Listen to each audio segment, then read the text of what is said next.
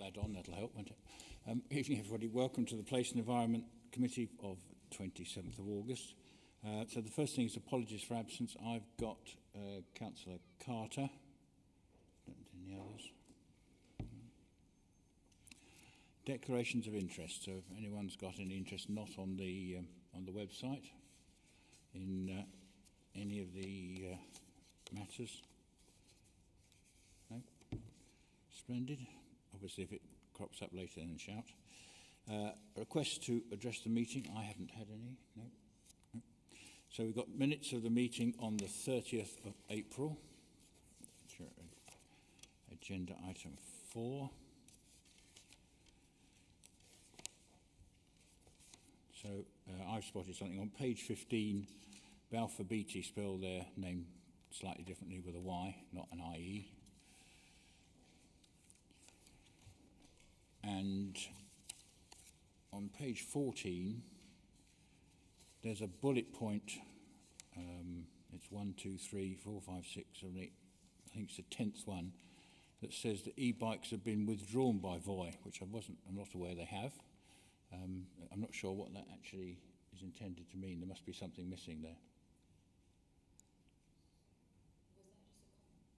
I don't know. Well, somebody's made a comment, but it's. I think they have in some areas, though. Have they? I'm just looking at.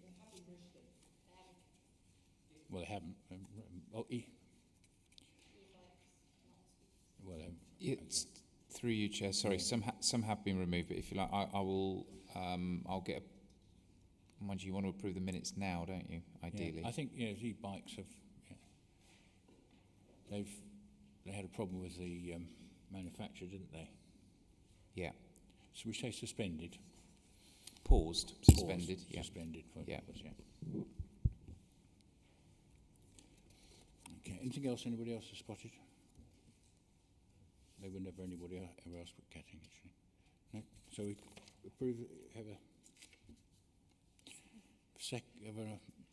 Councillor Wilkes has proposed and seconded to be. Yeah, Councillor Fedorovich for seconding them.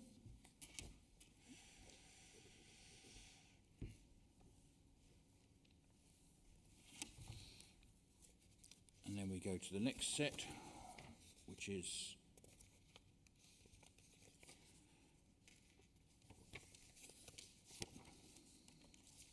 item 5 on page 17 and the meeting of the 21st of May. Anybody got any comments? No? Happy to propose them? Yeah. Councillor Wilkes and Councillor Nichol to second them.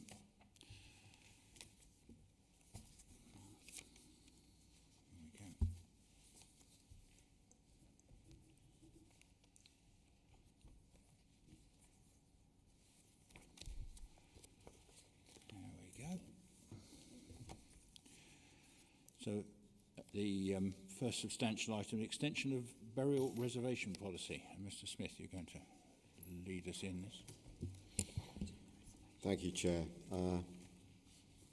So in terms of the burial reservation policy report, this report proposes the introduction of a North Northamptonshire Council burial reservation policy, an associated fee, which we're asking to be considered to be applied to all North Northamptonshire owned and operated cemetery grounds. The issue here is that it's obviously only a finite amount of land for cemeteries and graves. Therefore, what we're seeking to do as the burial authority is to manage this resource most appropriately to ensure it's available for the longest possible time to the widest number of families. And obviously the aim of that policy would be to manage burial space by reducing the number of reservations due to the payment of a fee and thereby maximising the availability of space to a wider range of residents who want to be buried in their local cemetery. And what we're recommending to Scrutiny is that they consider the report and make comments in order that they can be referred in terms of to the executive when it makes its final decision on a policy when it's taken to executive in October. I'm now going to defer to my colleague Sam Diamond, the Head of Trade and Standards and Bereavement Services, who will present the report in more detail. And I'd also just wish to introduce to Sam's left Jane Blanchard, who's the Bereavement Services Manager. Thank you, Chair. Sam. Good evening. So yes, as Ian says, this proposal is aimed at managing grave space at all North Northamptonshire cemeteries. Currently, there's an inconsistency across cemeteries within North Northamptonshire. Some residents in the old Kettering area, they've worked under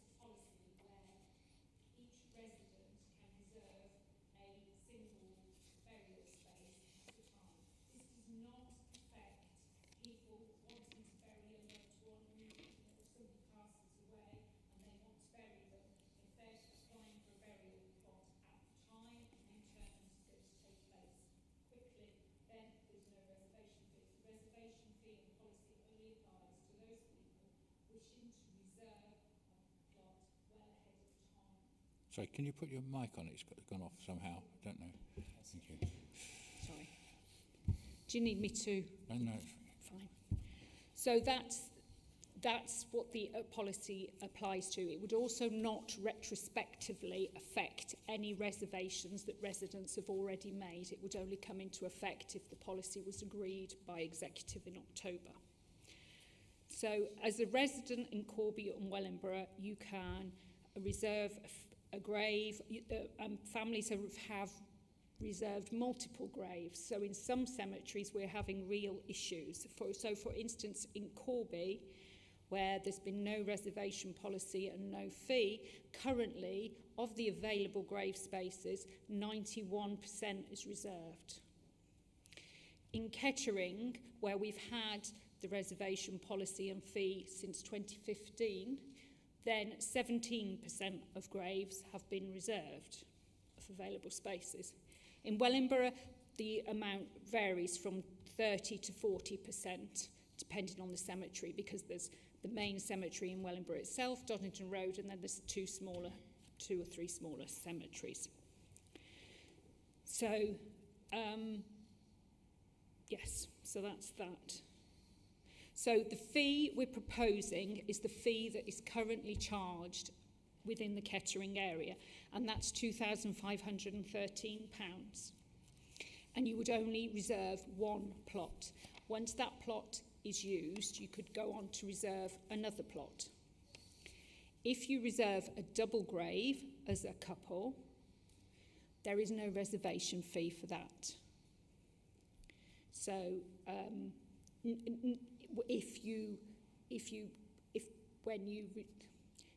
there's no reservation fee if you purchase a double grave for the first spouse, and then the second spouse does not pay a reservation fee. I just wanted to make that clear because there's been some feedback and I wanted to clarify that. So the fee of £2,513 works out over a 99-year period, which is the exclusive right of burial, at £2.12 a month, and that contributes to the maintenance of that grave until it's used, and also towards future planning. There are additional fees that are paid separately upon interment. So you have your exclusive right of burial fee and you have your interment fee. But then you don't pay for those ahead of time, you pay for those at the time of interment. So the only reservation fee you pay, the only fee you pay at the time of reservation is the reservation fee. And the exclusive right. You do pay the exclusive right at the same time. Thank you. So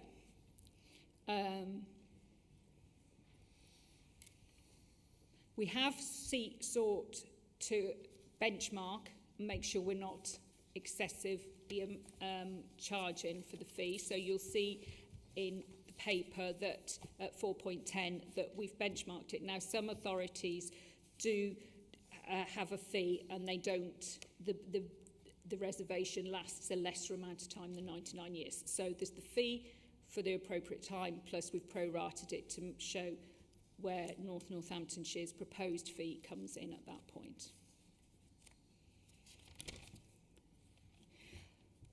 The policy and the fee are currently going through a public consultation process. We have had some feedback, but it doesn't close until the 4th of September. And the comments from this committee will form part of the overall consultation process.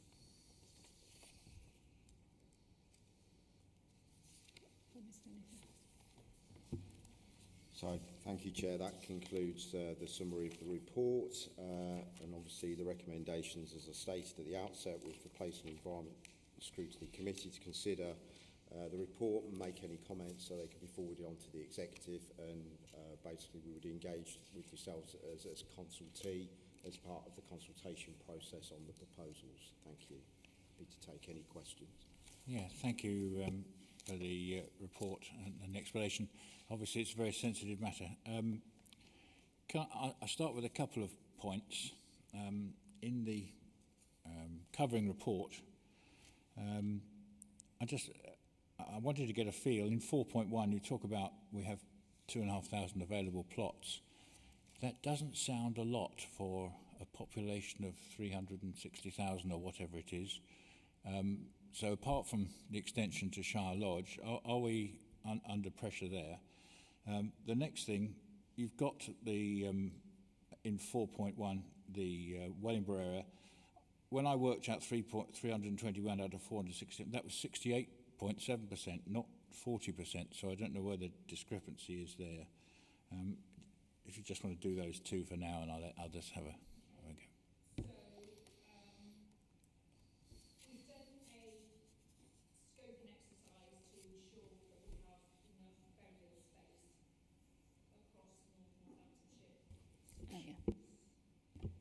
We have enough burial space across Northamptonshire for the next 5 to 10 years.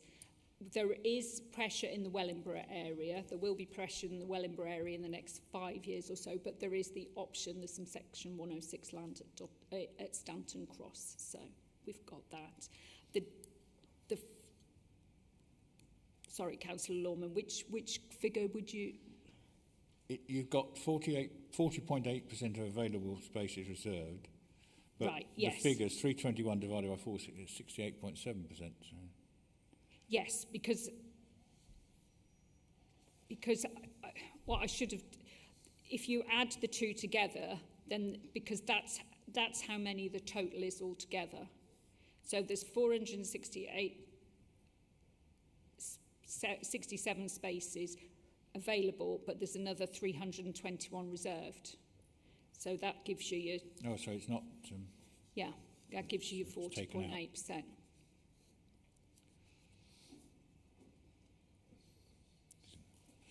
Okay. Any other members have some questions? Councillor Nicholl. Hello. Thank you. So with the additional, basically the proposition is that you take on the 1,488 additional spaces in Wellingborough and Corby and apply the £2,500 charge onto that. Yes. That's around 3 million in income, if I'm correct, if everyone pays that. Right. Right. Would that money, regardless of what the figure is, would that be reinvested to build more spaces? It would, but the point of the policy is to manage the reservation, not provide an additional income stream. No, of course, but obviously one of the big issues here, the underlying issue is that there isn't enough spaces, 15 years down the line. Yeah. That money is an opportunity to reinvest for more spaces. Chair, if I may, the reality would be is you would never realise that level of income because you wouldn't see that level of reservations. I mean, you would probably see the reservations fall back to a level that's more in line with the Kettering area as it currently is. So the level of potential income that would be realised through that would be much less. And obviously with that potential income, we would be looking to see how we could use that income to best effect to reinvest back in services, because there obviously is a need going forward to actually generate additional cemetery space within Northants, and we've sort of, sounds indicated for the Wellingborough area, there's a proposal tied up with a Section 106 agreement on Stanton Cross to provide land there for cemetery space in Wellingborough, which is the area that's probably most under pressure in the sort of medium term. Obviously with the Shire Lodge extension, there's more than ample space for the next 20 years for the Corby area. And then in terms of the Kettering area, there is land already set aside within Warren Hill Crematoria, which can be used for expansion. So it's only really the Wellingborough area where we're significantly under pressure. But obviously, in order to develop the Wellingborough site, whilst we would be provided with land by way of the Section 106 agreement from the developer, we would still need to make the capital investment in the site to actually provide the necessary infrastructure for it to be operated as a cemetery. So that funding has got to be generated from somewhere. So potentially any additional income that's generated through grave reservations could be diverted into that sort of investment. Thank you. Councillor McGee. Thank you. Thank you for coming. Thank you for giving this presentation. Can I talk to me about the exemptions? You mentioned people would be, did I hear that right? You mentioned people would be exempt from paying it, or certain people wouldn't have to pay it. What worries me, to be honest, looking at that is, fair enough, it all in line, it looks fairly reasonable, but actually we have some residents who perhaps would want to reserve a spot next to their mum or next to their dad or next to their wife, and are we going to slap those residents with a £2,000 bill? Because some of those residents, unfortunately, just won't be able to pay that, and that actually could be quite distressing to have to do that, and that's what worries me really about this. So if a couple purchased a double depth grave, then there is no. So if my husband and I purchased a double depth grave at the time of my death, then there'll be no reservation fee for him to go in the second interment. If a couple wanted to reserve a double depth grave, then they would pay the one reservation fee between the two of them. Okay, so say there's somebody sitting now in their house whose mum is buried in Shire Cemetery, for example, and they now want to reserve the spot next to their mum. It would cost them that money to do so? Yes. Yeah. So is there going to be any potential concession or payment plan or anything like that for somebody who would actually find that quite a massive bill to be hit with? That's the point of the consultation. There's a question at the end asking for any other comments or feedback. So but there's no proposal as such. I would strongly suggest that was considered, actually, because I think that could potentially be very distressing for some of our residents from low-income backgrounds, potentially in Corby, where they used to be able to just, following the old plan of being able to reserve a spot. I think that needs to be widely publicised and discussed, particularly with low-income residents. I would struggle to support this without knowing that was done. It would be helpful to have the EROB fee in the report as well, because that's an additional amount, I assume, that is not listed. So. Right. How much is the EROB? Depends, because all the three cemeteries are different. Yes. So you're looking at average probably about 500. Yeah. Average between the three, because Wellingborough, Kettering and Corby are all different. So that's the exclusive right of burial fees that are paid at the time. Oh,